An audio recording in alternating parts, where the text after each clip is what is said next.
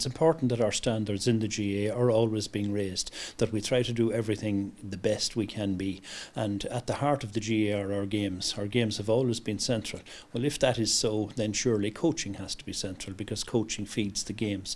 And it is important that we have a certain standardisation. All the coaches will go back to their clubs in the counties of Ireland and, of course, around the world. But it's important that they have their own local variation in their own local club, but there is a certain standardisation of what we're trying to achieve as an association.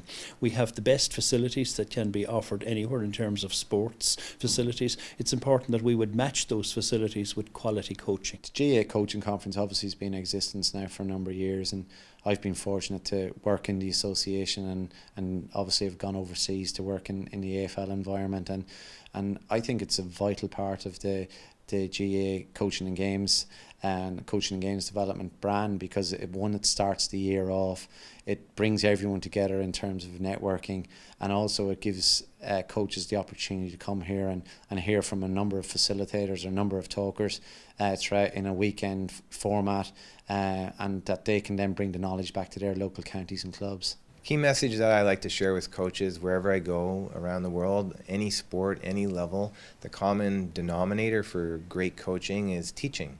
Coaches are teachers. The best coaches are teachers. They think like teachers first. They think of their players as students, and they also think of themselves as a student. So a good teacher who's trying to help their students improve and learn, but also thinking like a student themselves, so they're a lifelong learner as well. It's important for you to get out of your comfort zone. The real growth that you'll have as a coach and as a person and as a leader comes when you take pauses, you take moments to step outside of your environment and be open to hearing new ideas. It's easy for a coach to set up drills and you can easily plan your session out. It takes a little bit more thought when you have to actually coach in a game situation. And in fact, the children will actually learn. I mean, one of the key messages that I give to the coaches was, the less you say, the better you're coaching, because they're learning. You can't tell them. The kids have to learn. Let the children play and let the game be your teacher. And I think we have got away. That's what kids did for generations. They went out and they played.